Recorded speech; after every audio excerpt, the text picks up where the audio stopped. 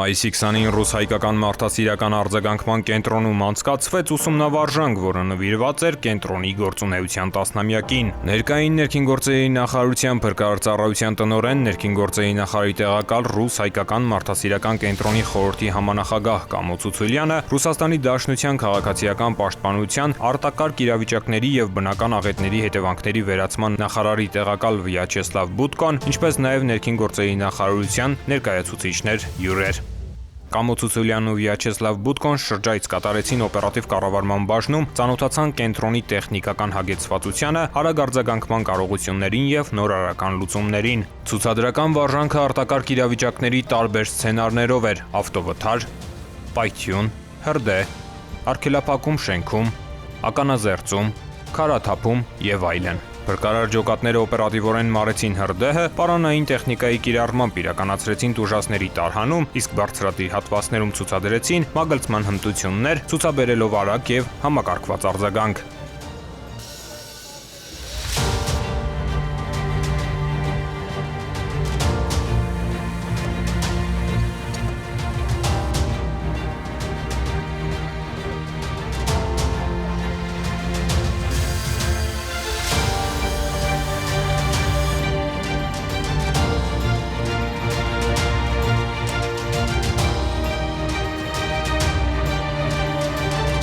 Առաջին բուժօգնություն ցուցադրական վարժանք իրականացրեց 911 ծառայության հանձնակազմը։ Իրականացվեց նաև ստացիոնար բուժօգնության կարիք ունեցող տուժածին ուղղաթիռով տեղափոխման իմիտացիա։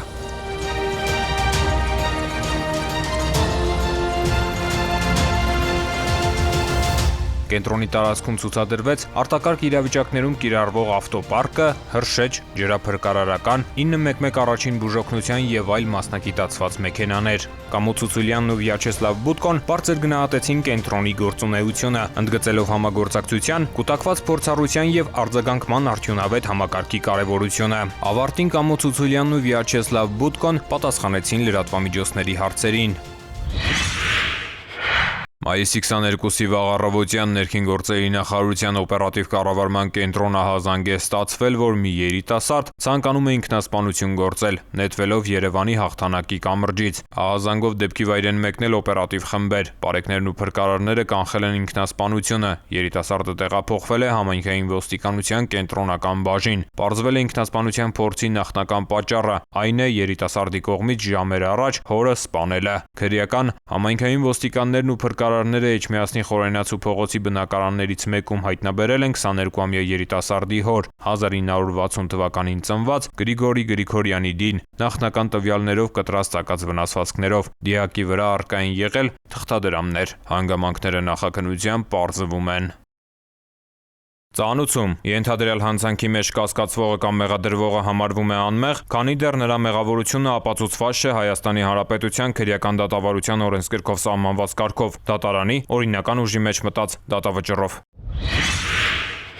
Մայիսի 21-ի առավոտյան ոստիկանության օպերատիվ կառավարման կենտրոնն էր զանգահարել մայրաքաղաքի Մոլդովական փողոցի մի բնակիչ եւ հայտնել, որ գիշերը գողացել են բակում կայանված Mercedes մակնիշի իր ավտոմեքենայի կողային հայելիները։ Վնասի չափը մոտ 150,000 դրամ էր։ Համայնքային ոստիկանության նորնորքի բաժնի ծառայողների ձեռնարկած միջոցառումների արդյունքում պարզվեց, որ գողությունը կատարել է նորնորքի 9-րդ զանգվածի բնակիչ 52-ամյա մի տղամարդ։ Նույն օրը ժամը 21:29-ին նա հայտնաբերվել է Երևանի Լվովյան փողոցում, ձերբակալվել եւ տեղափոխվել բաժին։ Mercedes-ի հայելիները նրա խուզարկությամբ հայտնաբերվել են։ Կազմված փաստաթղթերն ուղարկվել են քննչական բաժին, հանգամանքները պարզվում են։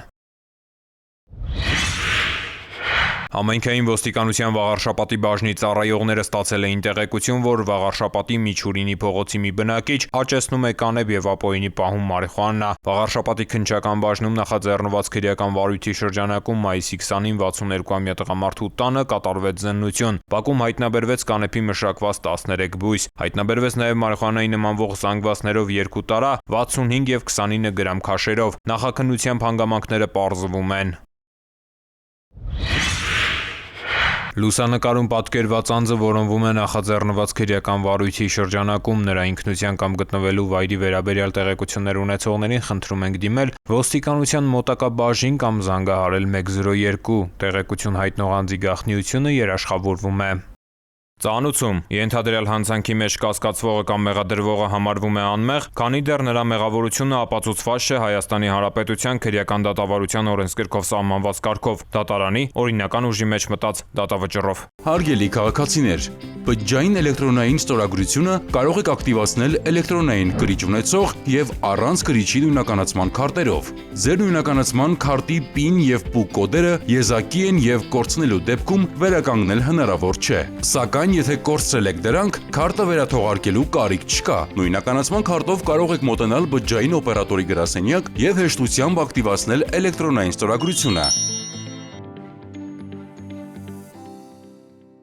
Հրդեհները շրջակա միջավայրի կենսանվտանգությանը սպառնացող մարտահրավերներից են, որոնց առաջացման պատճառները գլխավորապես մարդկային անուշադրության արդյունք են։ Հաճախ մարդիկ չգիտակցելով բացասական հետևանքները, գյուղատնտեսական աշխատանքներին ընդառաջ այրում են խոզանն ու բուսական մնացորդները, նպաստելով հողի որակական հատկությունների կորստին, բուսական եւ կենդանական աշխարհի ոչնչացմանն ու մթնոլորտային օդի աղտոտմանը։ Խոզանների այրումը վատթարացնում է հողի օրգանական կազմը, նվազեցնում խոնավությունը, նպաստում է հողում եղած օգտակար նյութերի քայքայմանը, նվազեցնում է հողի բերիությունը, նպաստում է թոքերում քաղցկեղի առաջացմանը, առաջացնում է հազ, ցավ կրծքավանդակում եւ շնչառական խանգարումներ, ոչնչացնում է միջատներին, սողուններին, մանր կաթնասուններին, խոչընդոտում է սննդանյութերի ցիկլը, սնման շղթայի կապերը եւ բույսերի սերմերի տարածումը, ինչը կարող է հանգեցնել տեսակների անհետացման կամ դրանց պոպուլյացիաների նվազեցման, ազդում է էկոհամակարգի ինքնավերականգնման հատկության վրա։ Հարգելի քաղաքացիներ, զերծ մնացեք խոզանների այրում կատարելուց,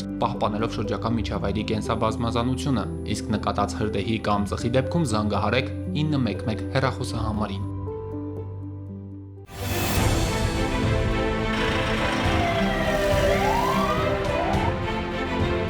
Վարորդները պարտավոր են կապույտ գույնի առկայծող փարոսիկ եւ ձայնային արձանշան միացրած շտապօգնության մեքենաների մոտենալու դեպքում զիջել ճանապարհը նրանց անխոճընդոտ անցումն ապահովելու նպատակով։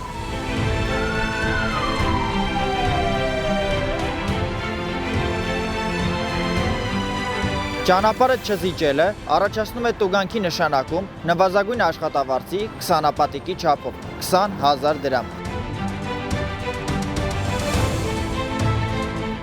Իսկ զիջելու ընթացքում որևէ իրավախախտում կատարելը այլ հնարավորության բացակայության պայմաններում վարչական պատասխանատվություն չի նախատեսում։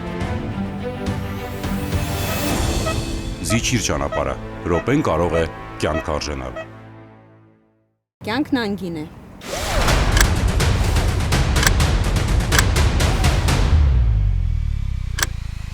Ամրագոտին կյանքեր է փրկում։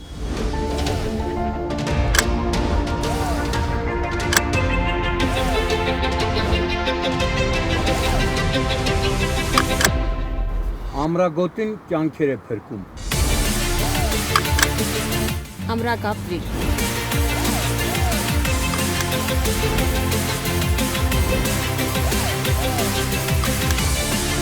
Ամրագոտին կյանք է փրկում։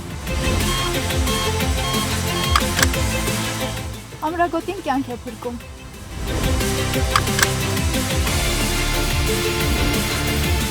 Ամրագոտին կյանք է փրկում։ Ամրագոտին Կյանք է փրկում։